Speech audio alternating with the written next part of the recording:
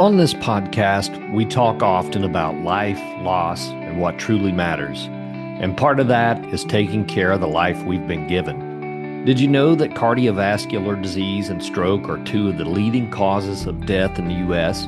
Yet 80% of these can actually be prevented.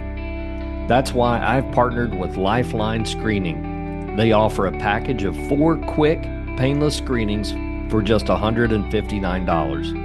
It's one appointment at one of over 14,000 locations across the country. No needles, no hospital gowns, no hassle. Just simple tests that can bring peace of mind or provide early detection. Lifeline Screening has already screened more than 10 million people, so don't wait. A simple screening can change the rest of your life. Click the link in my show description to schedule your appointment today. And now for today's episode.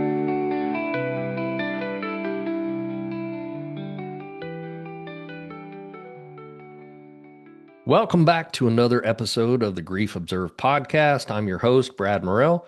And if you would like to join me for an episode, you can find me on Facebook, TikTok, or Gmail, all under the name of Grief Observed Podcast. Just send me a message and I'll be glad to get you on the show. My guest today is a new acquaintance of mine, Kate Stampanato.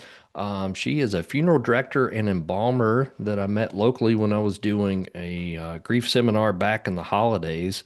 And she was very easy to talk to, and I thought, what a great guest this would be for the show. So here she is, Kate. Thanks for joining me. How are you today? Hey, Brad. Thank you so much for having me. I'm good. Good, good. I really enjoyed a lot of our conversations whenever you were showing me around the funeral home. And, one of the things that I first noticed was your funeral home did not feel like a funeral home to me. I mentioned that to you. It's like Yeah. there was a lot of it that was, to me, very modernized, and it didn't feel um, quite like a lot of funeral homes that I've been in the past. There's certainly some parts of the building that, remind me of a lot of funeral homes, but there was a lot of updates that it just felt homey to me, really. It didn't feel um unnerving or anything. It was really a wonderful place to be. And anyway, I appreciate our conversations and just um I don't know, thought you'd be a great guest. So here we are. Why don't you tell Thank the you so much. yeah, why don't you tell the listeners a little bit more about yourself? Sure. So I have been licensed for 11 years. And prior to that, I was a student for a year. I lived and worked in a funeral home while I was going to school in the Chicago suburbs and got a lot of practice that way. Really got exposed to a lot, and then moved to Tennessee for my apprenticeship and have been working at the same funeral home ever since. Well, I'm gonna go down a path here because whenever you said you lived in a funeral home, I don't recall that about your story. But I want to go there since we're here. I remember Sure. whenever I was little, there was another funeral home that's just across the border in Virginia that most of my family, um, I guess, were at whenever they passed away. Mhm. And I remember, it seems like my grandmother had passed away, and I was 11 or 12. I think I was 12 years old, and we're in the funeral home, and I see this mom with her 2 kids with a couple of bags of groceries, and they open this door and go up the stairs, and I'm like, oh my gosh, you mean these people live here? What in the Yeah. world? Like, what do Yeah. these kids think? And of course, death is super scary whenever you're young anyway. But so what was it like living in a funeral home for you? It was great, honestly, because I never felt scared or I was always very comfortable, and the family that owned the funeral home also lived there, which was really typical. A lot of funeral homes were always family owned and operated. Yes. And so it was not uncommon for that family to live, above that funeral home. So, and that was often the case where I went to school. There were so many funeral homes that worked with that school. Um, the family lived there, and they also allowed students to live in their funeral home. It was a teeny tiny apartment. I mean, so small, but I got to live there for free. And I made a little bit of money while working there, but I enjoyed it because I was there constantly. So I was, working visitations late at night. I was able to help in the office. I was able to do so much and get so much experience just by being there. Yeah, and I think a lot of people don't understand that it's not just directing funerals. It's not just embalming. There's a Right. lot involved, even down to, somebody has to sweep the floor or vacuum or clean or do certain things. Mm-hmm. And I enjoyed watching. I watched probably about maybe two or three seasons of 6 Feet Under, and Yeah. they kind of live above the funeral home there, and you get to see some of the other duties that you just don't think about, Mm-hmm. preparation outside of actual funeral directing, things Right. that just need to be straightened. And Yeah.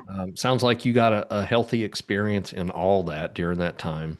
I did. It really was a healthy experience. And it's even though it was only for a year, I do feel like it's a big part of my story and kind of set me on my journey. That funeral home didn't use an answering service, so that was one of my duties was to answer the phone all Oh, hours wow. of the night. Mm, Um, and like you said, it was the smallest tasks from cleaning the chapel and washing the hearse all the way up to assisting on funerals. wow. Now, your story, if I recall, and it's been a few months since we really spoke, your story starts way, way back, way before 11, 12 years ago Yeah, with actually doing this. Why don't you tell people how your interest for all this really started? sure. I was in high school and growing up, I was super close to my grandparents. I mean, spent weekends there, spent most summers there, very close with my grandparents. And when I was in high school, my grandmother passed away from brain cancer. And it was my grandparents' wish that they had an in-home funeral, Mm, meaning she never left her home. So she passed away in her home, and the funeral was held in her home. All preparation was held in her home. Now, she wasn't embalmed or anything like that, but my family was very much involved in bathing her, dressing her, doing her hair, doing her makeup. She never left us basically until it was time to go to the cemetery. Um, and so the funeral director that was in charge was a young woman. And just the fact that she was so calm, her energy was what we needed calm and um, allowed us to be as involved as we wanted to be in that process really opened my eyes.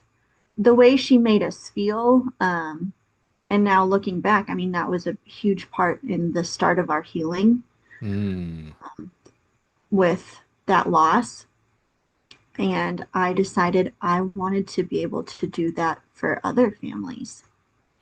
Yeah, and the very little time that I've spent with you, I felt that with you that you really portray that type of energy, that calming energy, and I'm sure that that's how you are with the people that you serve in your funeral home, and I don't know that's I think what people need in that time, and because a lot of people have never dealt with I guess the arrangement part of a funeral, right? Or Mhm. a lot of people haven't experienced a very close death and have just never had to deal with that. So they're walking in really blindly to the whole process. And I'm sure there's a lot of explaining. Like, um, if I walked into your funeral home completely unaware of any of the process, how long do you take with a family to tell them what you can do, what you can't do, what, asking their preferences? And do you help with like casket selection and things like that, or are there other people there at the funeral home that assist? Walk me through the process. Yeah, so usually about 2 hours is average of what I would spend with somebody, but I help them every step of the way. Now I have stepped down in my role there, so I don't work as often as I used to. But when I was full time, I'm part time now. So when I was full time, I would help them every step of the way. So from the minute they walked into the door, I would sit down with them and, you know, tell me about your loved one, is how I like to start. I want to feel like I know them. I want to get to know them. I want to feel their energy. Um, I would help them with the caskets and we would go Mhm. through service selections, all of it, and it also wasn't uncommon for me to assist on the first call, meaning I would go to the home and bring their loved one into our care. Um, and then as well as working the funeral itself. It's I would love any chance to be able to start from the beginning and walk that family through till the very end. It didn't always get to happen that way, but that was my ideal situation. Yeah, yeah, and I think that's pretty special and comforting knowing that the person that you first greeted is going to be there till the end. I think a And lot of families found comfort in that. yeah, and speaking with other people at your funeral home, um, there there's aftercare too. It's not just, hey, thanks for using our funeral home. We hope you use us again. It's there's cards and checkups and things like that that I think that you do along the way, and Mhm. I think that's really something that people appreciate as well. I know whenever Right. I lost my best friend almost 15 years ago, it wasn't those early calls that meant as much as the people who checked on me later. It's like, wow, Mhm. you remembered Yeah. um, that this was important to me. Yeah. Right. I was very passionate about aftercare as well. I used to get to do monthly luncheons with widows and widowers, and I was super proud of that. We would just pick a new restaurant to go to every month, and it was a chance for fellowship and to just be in the room and talk to people that have been through a similar situation. But our funeral home does a really great job of offering a lot of aftercare because you're right. It's not, when you're in the immediate aftermath of the death, you're busy with so much. Planning the funeral, having the services, so many people are reaching out to you, but it's that, week or two afterwards when everybody goes back to their normal lives. And that's when I think people really need resources and those phone calls and something to do, somebody to talk to. Yeah.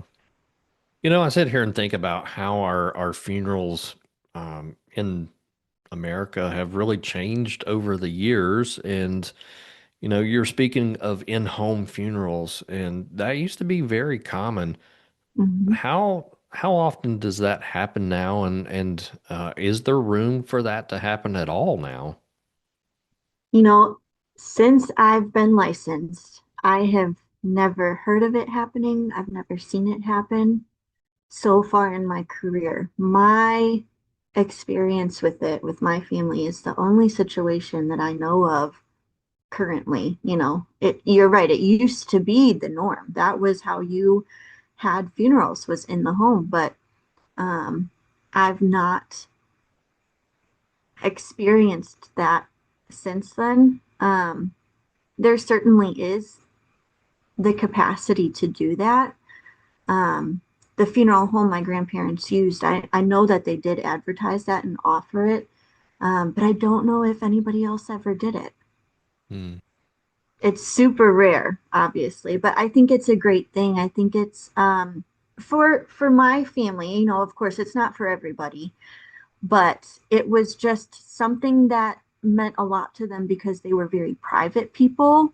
They, always they loved their family. They wanted their grandkids and their kids around, but they were very private and homebodies. Hmm. So it was just very fitting for them to do it that way. And then when my grandpa died, about uh, several years later, after my grandmother died, his was an in-home funeral as well. So technically, I've been involved in two, but Wow. outside of my family, I haven't experienced it. But it was a great experience for our family. Like I said, being involved in that was a huge step in our healing. Yeah. Yeah. That's so interesting because I've got a friend of mine who owns a home that was probably built in, my guess, the late 1800s, and there have there has either been two or three funerals in that home, Okay. and that's just across the border in Virginia, and it's hard for at least me to wrap my mind around it. I could see where it would happen, and it's a really quaint community. In fact, it's I literally am going to be buried across the street at a cemetery behind a little church that I don't even know if I've been in more than once or twice my entire life. But Mhm. all of my family are buried there. It's a very close-knit community. So I can imagine that these funerals in this home was not a big deal. It's we think about it now like I don't know. Maybe it's just because the homes that I sit here and think about, like, man, what a traffic jam that would be to have. It just seems more convenient, I think, to have funerals at a funeral home. You Right. know, Right. if you Yeah, live out in the country and you've got plenty of parking and can make maybe an all day event out of it as opposed to um, just a 2 hour event. I can see that.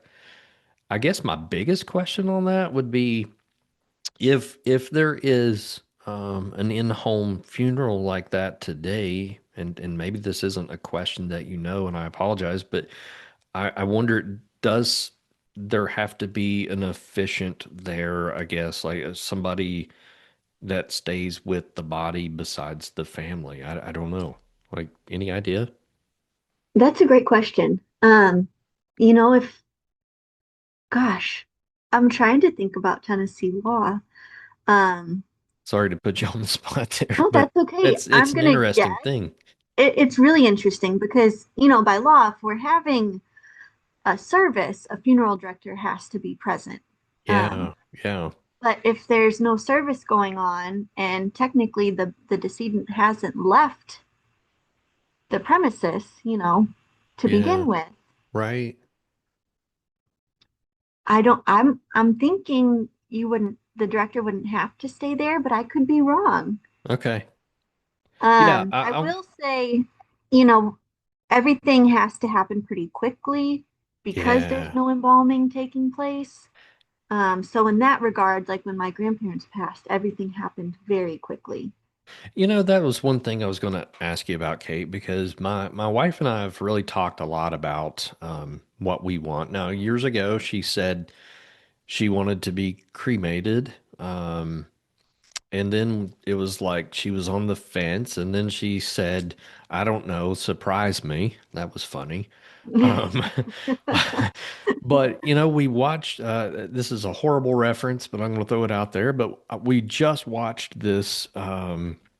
video or a three-part series on HBO Max this past week called The Mortician. Have you watched that? I have not. Uh, mm, well, I the best way I can describe it is the gentleman that was doing the cremating um, was not being ethical at all. And he was doing a lot more cremations than could possibly be done in a year. So that I'll let people decide if they want to go out and seek that information for themselves. But certainly after watching that, I think she's like, yeah, I don't want to do that. And we started talking about the embalming process and um, what is right for us. And I thought, what if neither of us did embalming? So my question to you, out of all that I just stated, was how quickly does it have to, like how quickly does a person have to go into the ground? Um, and I'm not talking green burial, I guess, but like if you put a body in a casket, how Mhm. quickly does the funeral have to be? Now, if you have access to refrigeration, like many funeral homes do, that helps. That gives you more time. But without embalming, really within a couple of days, 2 to 3 days is, I wouldn't go past that. Yeah, yeah. Usually, my golden rule is um, you can allow for a day in between when I meet with the family and when the burial takes place. Hmm. So if you pass away on a Monday and you come in and we make arrangements, um, by Wednesday is when I would encourage the burial to take place. Yeah, yeah.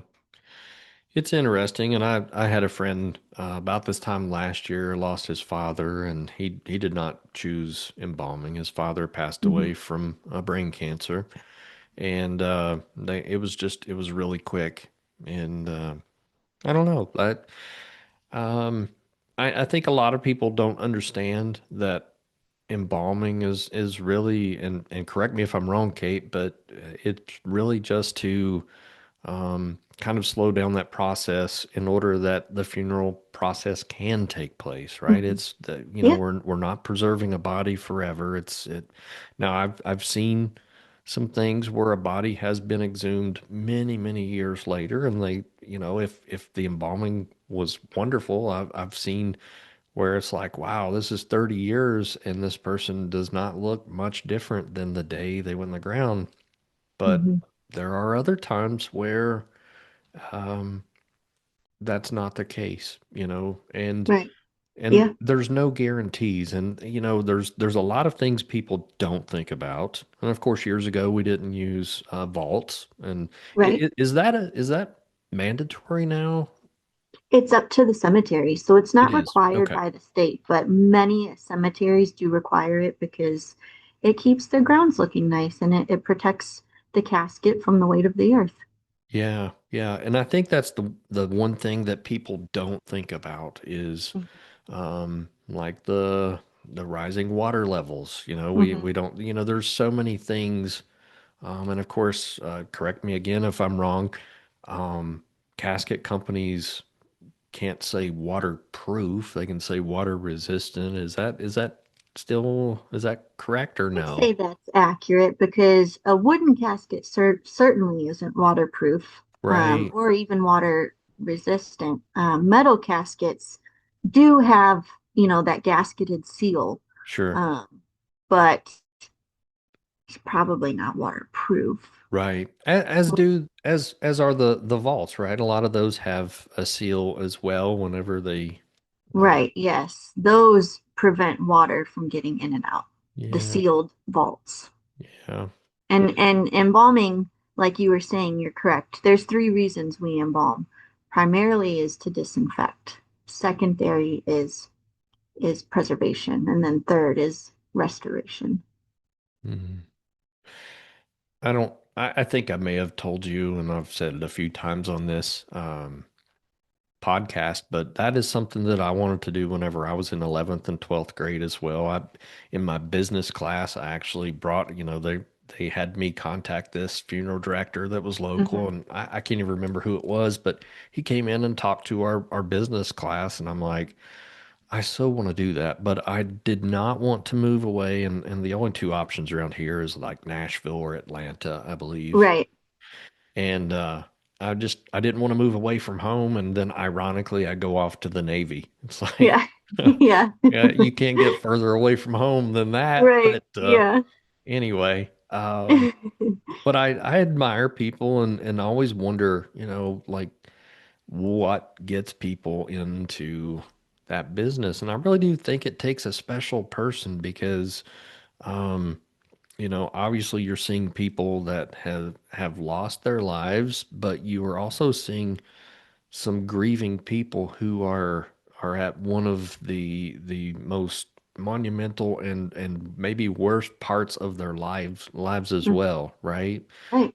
Yeah, absolutely. I think the embalming part is fascinating to a lot of people. And when I get young people that come in and, oh, I think this is what I want to do, this is what I'm interested in. But in reality, that the embalming side of it, the preparation side is such a small part in what we do. You're largely sitting down and meeting with people on arguably the worst days of their lives. Yes. Um, Yes. and that's what you're spending a lot of your time doing in this profession is helping people who are grieving and meeting with people that are terribly upset, Yeah. Yeah. walking them through that grief journey. Hmm. Speaking of grief journey, I was honestly honored to be able to speak at your funeral home, and that is obviously where my heart is in all of this. And Mhm. the podcast, my TikTok. If I could start well, it's not an if, but if I ever decided to start just a grief counseling center that is specifically for that here in our area, I would love to do that. Like if I only counseled people going through grief, uh, that would absolutely like make me so fulfilled. I wanted to Right. say happy, but it's Yeah. hard to describe happiness in grief, but truly watching people find hope again after Mhm. they've lost someone that was very special to them. It's very rewarding. Um, I don't know. Absolutely. It's so I just sit there and think about, yeah, you could very well be the catalyst for their grief journey and their healing, the Hmm. first point of contact. And Yeah. so your words are so, so important. And not to put more weight on your shoulders, but that is, I guess I've never really thought about how important that first contact and it starts probably at the funeral home. And it's not to discount hospice workers, nurses, doctors, things like that have tried to sustain life. But when Hmm. death occurs, you're really the first person. Yeah, absolutely. And it is really rewarding, like you say. I think at the end of that funeral service, when you're finally done with all the services, and when that family comes and gives you a hug and says thank you, I mean, that just makes everything worth it. Yeah. Is there anything in your career that you would have done differently so far? Oh gosh. Um, I feel very fortunate. I don't think I would do anything differently Mm. because I feel like I don't think I could have crammed any more into my 20s than what I did. Yeah. Meaning, right out of college, I served my apprenticeship and then became licensed. and worked my way all the way up to operations manager at a um, independently owned and operated firm. And then I decided that my priorities in life were changing, and I wanted to focus on being a mom and raise a family. So I kind of worked my way all the way up, um, and then kind of slowly worked my way back down. Mm, And I don't think I would change anything because I got to experience a lot. And I feel like serving in this part time capacity, I'm still able to help families. And I just don't think I would change anything. I'm mm. super grateful for where I'm at.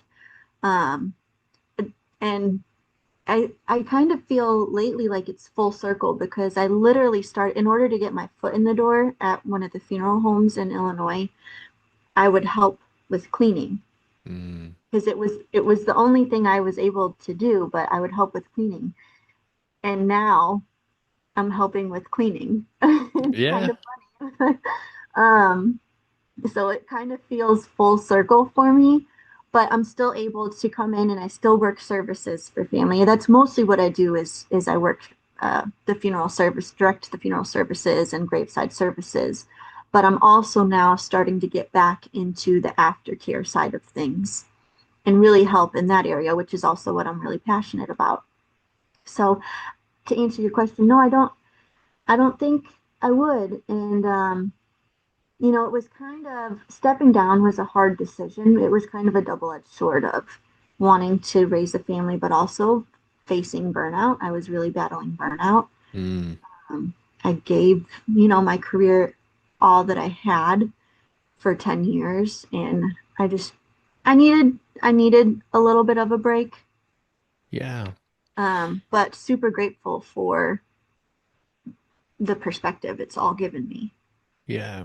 So when you speak of burnout, is it just seeing death all the time that puts you there, or is it more of I just have to refocus on family? Maybe a combination of that and more. What do you think? A combination, Okay. because I certainly wanted to focus on my family more, but I would take on the emotions and the feelings of the families I was meeting with a lot of times, and that can be exhausting. It's hard. I really treat these families like they're my own family. Yeah. And so a lot of times it was hard to say no to them. And so constantly bending over backwards, just trying to do everything you possibly can for this family because you feel like it's their last chance to say goodbye. Like everything you're doing for this service, it's the last thing they can do for their loved one. And feeling that day in and day out starts to wear you down. Yeah, there's a lot of pressure to perform in your job that I think people don't really understand. It's Hmm. I agree. there's a lot of people that are looking for, I mean, how do you interpret what a perfect funeral looks like, right? Right. And then when you have families who do not agree on certain things, Hmm. that's got to be incredible. Like I stopped doing couples counseling because you get two people on a couch and they don't want to agree on certain things, and that's what brought them there to begin with. Right.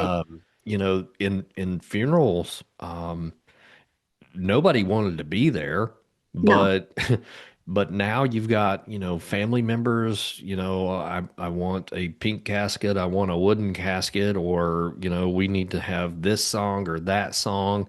I've Hmm. heard so many funeral directors talk about how the music's probably the worst part of it all. Like, Yeah. and I've heard this same song like 5,000 times, and it's That's so um true. yeah, yeah. So I don't know. I can see how that would be absolutely mentally taxing. Yep. I'm an empath by nature. I do absorb everything around me, all the people's feelings. Mm. It was really hard for me to kind of, I guess, compartmentalize and know that I Yes. can't take 50 clients home with me every single night. However, every once in a while, it still leaks into who I am. And Hmm. it's, you start asking questions like, what could I have done differently? Or, you know, there's some days I walk out of the counseling office and I'm like, yeah, look at me, I'm awesome. And then there's some days like, how did you get your license, man? Like this, why would you, do this or that? And how do you, um, you know, proceed from here? So I have continuously cut back as well. And I don't know, now I'm talking to you and I'm not accusing you of being an empath, but certainly an empathic nature about yourself. Yes. And and I sit here and think, is that why I keep cutting back in what I do? Because grief is heavy and it is the heaviest thing that I deal with. Um, certainly I see people for other things, depression, anxiety, bipolar disorder, I see the works, but grief, just speaking about your life is forever changed when you lose someone you love. And um, when we as caregivers take that on for those people, it's our shoulders really start bearing a lot of weight. Hmm. Absolutely. And on top of being an empath, I just constantly feel the need to fix it. If somebody's having trouble or something's wrong, or I feel the need to fix it. I want to make it better. And you can't make it better. You know, in our profession, we can certainly help them on their journey, by giving them a good service. I think that is important to help them heal, but ultimately I can't fix it for them. Right. Yeah, there's no magic rewind button in life, Right. and that's I think what a lot of people want is you know, I I've told you before I'm not a big fan of the five stages of grief at all, but Right. there's a lot of people that really do hit kind of that bargaining thought process that I'll do anything to state that what I'm going through is not true. This is not happening. Hmm. And sadly, there is no rewind. And how do you get people moving forward? Not moving beyond. Um, Right. and I never try to use that language. And if I do, it is completely accidental. But it's like you still have to move forward. You don't have an option, right? This is we have to proceed. But I sit there and think about how long. And I've actually talked to my wife about this recently. Like how many times could I see death up close and personal like you do before it really starts wearing on who I am, Hmm. and it's um I feel like I've got a pretty strong identity at this point in life that I know what I'm called to do. I do feel like grief work is exactly where I need to be. Right. But I also feel like there's a time where people get to a place where they know I can't do this anymore. Like my wife is a little bit older than me, and she's been in healthcare her entire life.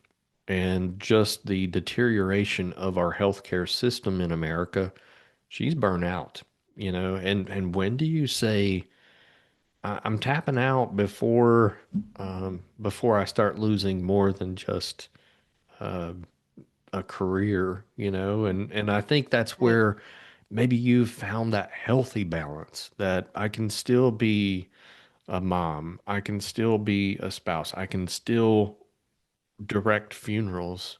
Um, I don't know. I think I have found that balance, and I think I'm able to help provide that balance to my coworkers, by being able to cover for them when they need time off. Hmm. Um, I think how you balance your time is forever tricky.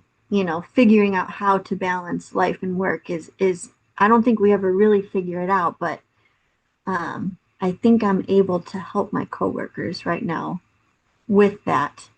And I think with funeral directing, that's one of the biggest issues is, I mean, not only are you at work full time, but you're also on call after hours as well. The job never really stops. It's all the time. Death doesn't just happen between 9 and 5, Monday through Friday. I mean, it's Right. all day, all night. On Christmas, we all take turns Christmas Day, Thanksgiving Day, with being on call, answering questions that families have and helping them during their time of need. So I think that also plays into the high burnout rate in our field is it's constant. Yeah. Before I go down another path that my uh, mind is taking me, I want to think about your identity. And what I'm hearing you state is you were born to be a caretaker, and not just so much in the funeral sense. I see it in how you helped with preparations for your grandmother. I see it obviously in your career. I see that as a mom, and now you're stating that, you even take care of your coworkers when they're facing burnout or need time off, and you're always there. So maybe this kind of folds into my next thought process. And I've talked to, again, several embalmers and funeral directors that state the funeral industry may struggle as far as self-care and Yes. promoting self-care. What are your Yes. thoughts on that? Um, it's true. We definitely struggle with self-care because I think funeral directors naturally care about everybody else first. Yeah. And I didn't realize I was such a caregiver until I had children. But it's true. I feel like my purpose is to help people. I don't know what to do with myself if I'm not helping people, Hmm. whether that be at home or at work. And I think we just naturally put ourselves last. Can you imagine a day where you didn't have to take care of someone, or someone was able to just take care of you for a moment? No, I don't know that I could do it. So you may not allow that care to be taken of you. Like, yeah. Yeah, I think it would be hard for me to accept. Mm. And that shows how deeply ingrained taking care of people really is in your heart. Mhm. That's amazing. I never really realized it, but yeah, you're right. It's important to me, and I want to be able to help my coworkers with that. Well, and a lot of people, whenever a certain role is removed from their life, um, they start losing parts of themselves. You Mhm. think about, like, I used to have people, and I've probably spoken about this on the podcast before, but it's an appropriate time. So if you've heard it before, I'm sorry. But um, but I used to make people draw their hand on a piece of paper, like trace their hand on a piece of paper, and I'd state, what are, things that you can control and things that you can't control, on the outside of the hand and on the things inside of the hand. And a lot of times, um, whenever they start realizing that, okay, I can't control other people's thoughts, I can't control other people's actions, I can't control even sometimes my own health. And then I bring that piece, the health piece, into their identity. And a lot of times we make our identity our home, like our kids, our spouse, our social network, maybe our church, definitely our careers.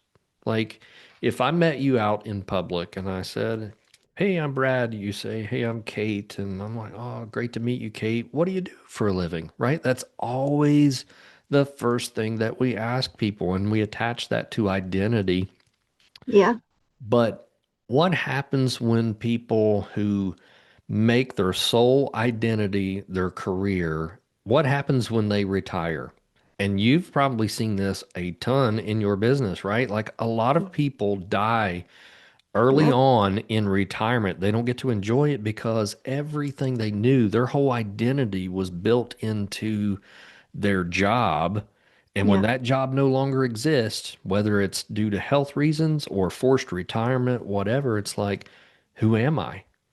And Yeah. when they start questioning that, it's like the whole house of cards starts to crumble, Right. because who I was my entire life is not possible anymore. That's Right. kind of scary. It's really scary and it's all too common.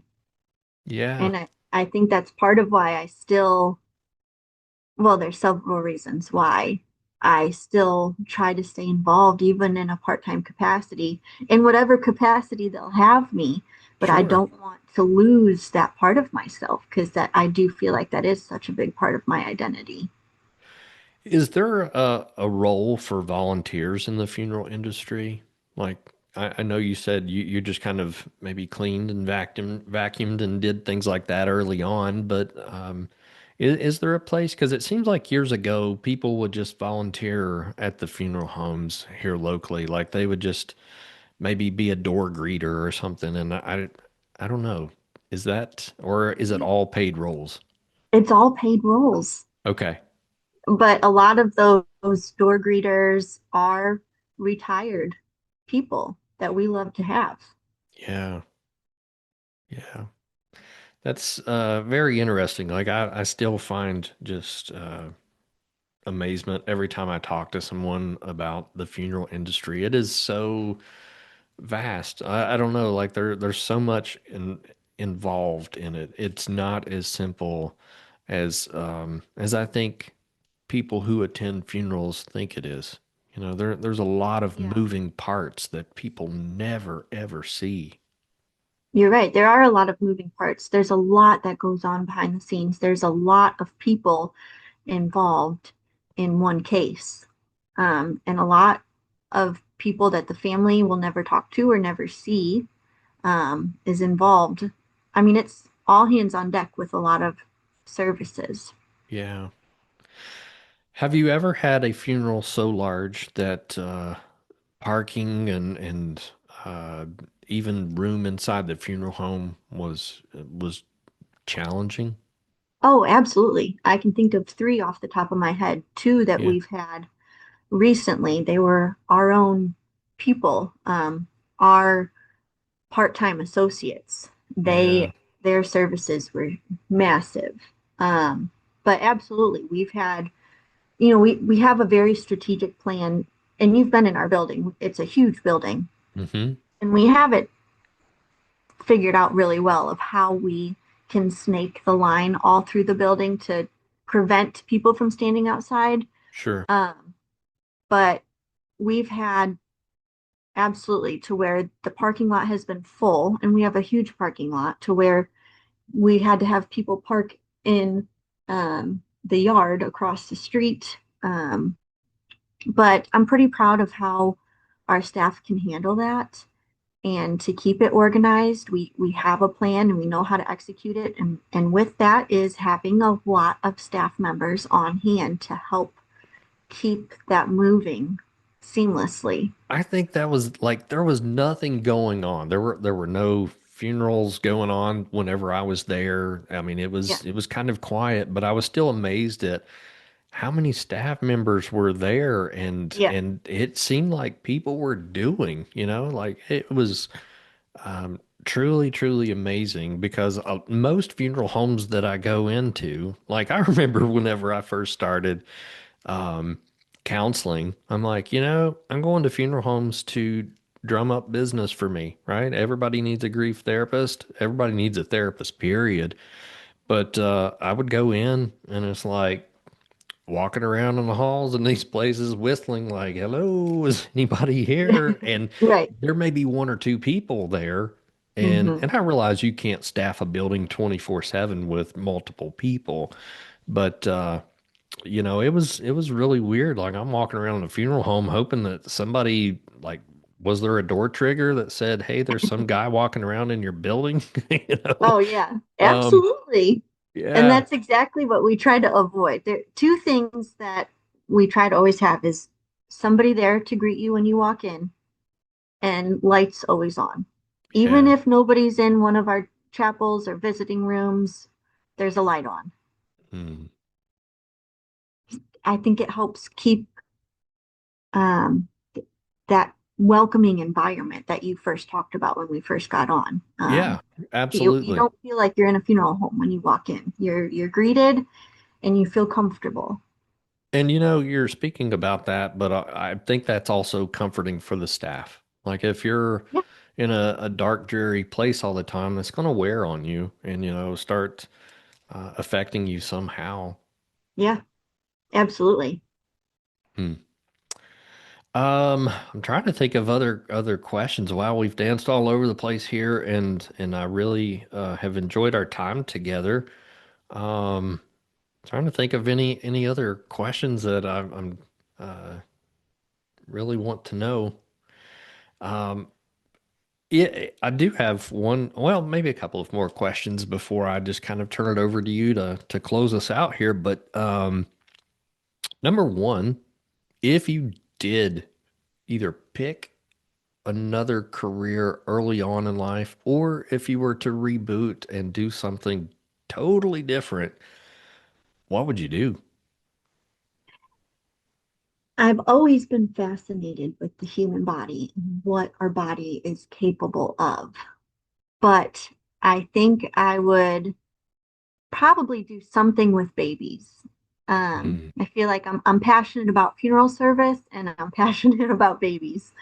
Um, so I truly don't know what I would do. Like this is all I have ever wanted to do is be a funeral director ever since high school. Um, but probably something with babies. That's interesting. And you being um, just in tune with the human body, I'll maybe talk with you offline. But one of my newest obsessions, and I mean that with true meaning. Um, I've been looking into DNA and epigenetics and all kinds of crazy stuff. Like why are we the way we are, and why are Mhm. certain things turned on or turned off in human production? And Mhm. it's I have found some just amazing things, and Yeah, I've tried to attach some of that to grief and like for example. This is insane to think about, and maybe I've said it recently. I can't recall, but I'll state it again. When you were 5 months in your mother's womb, your children, at least the egg of your children, were there in three bodies in one. Like right, that blows my mind, to right. think about, and just what a concept. But I've been looking at it through like what traumas and things that we pass down from generation to generation. And that's where the epigenetics comes into play. And I think about it from a grieving standpoint that, if someone, early on in your family line, say 3, 4 generations ago, were in deep grief, how you personally think, feel, behave around grief may have been installed, so to speak, from previous generations in how you think. And certainly that would carry over into how your children think about grief. And it's not just because mom's a funeral director and an embalmer and we've been around death and it's okay, but there may Right. be a true switch that's flipped on that says I'm comfortable here. Whereas a lot of people may have this adverse effect to grief, like, I don't want to. My daughter hates going to funerals and she Yeah. blames me for it. She's like, you didn't take me to enough funerals when I was young and now I'm terrified. And Right. and it's like, okay, where does that fear come from? Now, I did have a pretty healthy fear of that growing up, I guess. I don't know, at least to my teen years. And then that's when I was like, okay, this is interesting.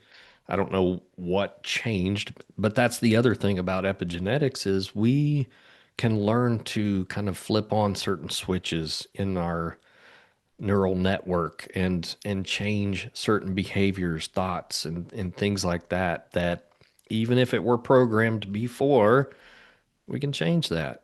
So anyway, all that to state, that's interesting that that you're interested in the body as well as children, babies. Mhm.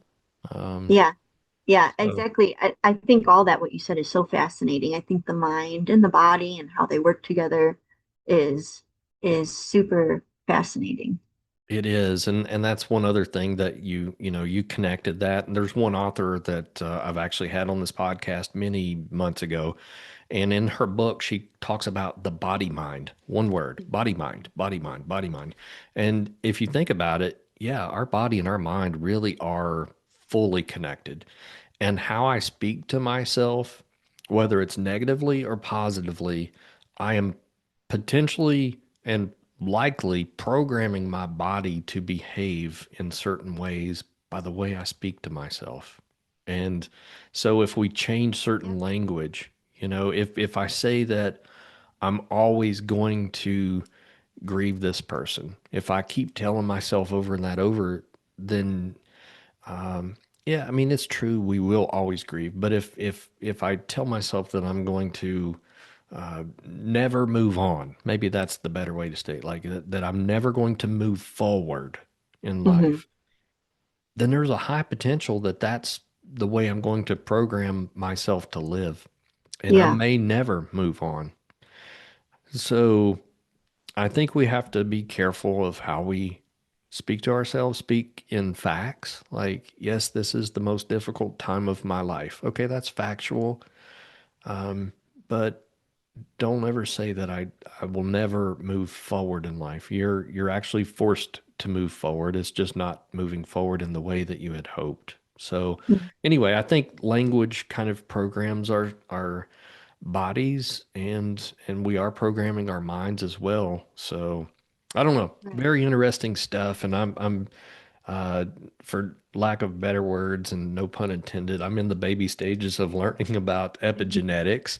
And Yeah. it's just really neat. I've read one book, I've got one ready to go, and I'm in the middle of another. So Yeah.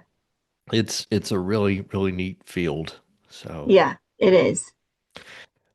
one more question, and then I'm going to just let you have any final words, Kate. But um, when you die, what do you want people to say about you? I hope they can say that I was a good person. Um, I don't really care about accomplishments. I don't need to have a wall of certificates or anything, but I hope how I make people feel is what matters. That I hope I've made people feel good, that they felt like they had a friend. Um, this field certainly makes you think about your own mortality. That's Yeah, for sure. yeah. I was speaking with my friend and mentor Bob Niemeyer, who is, in my opinion, one of the grief greats out there, and he asked me that, what do you want people to say? And I said, I hope people say I was a good person. Yeah. And he said, only a good man wonders if he is. And I'm like, man, that makes me, because I was telling him, I'm like, I don't know. Am I doing enough? Am I doing the right things? You always Yeah. question yourself, and especially being Right. an empath, right? That's what we Yeah. do. Right. But anyway, I think you're a good person, Kate. So Well, thank I you. That know was a that, great question. yeah, I know you've served people well, and you continue to do so. And not just people that you work for or work with and the families you serve, but I'm sure that you serve your community and your family well too. I'm going to leave you with any final thoughts here. Anything that we may have missed or anything else that you feel people should know about you, Kate, or the funeral business. I think it's never ending. You never stop learning. And just when I think I've seen it all, I'm seeing some more. Yeah. But I think I don't want people to be scared of funeral homes or funeral directors. We care and we want to help, and I hope people never stop asking for help. Yeah. Awesome. Well, hey, I've enjoyed our time, and I think you've been super informative to the listeners, and I'm sure they've gained a lot from this episode. You're welcome back anytime, and always a pleasure to speak with you. Well, thank you, Brad. Thank you so much for having me. Yeah. And listeners, thanks for tuning in to another episode of the Grief Observed podcast. I appreciate you tuning in, and we will catch you on the next episode. Have a great day, everyone.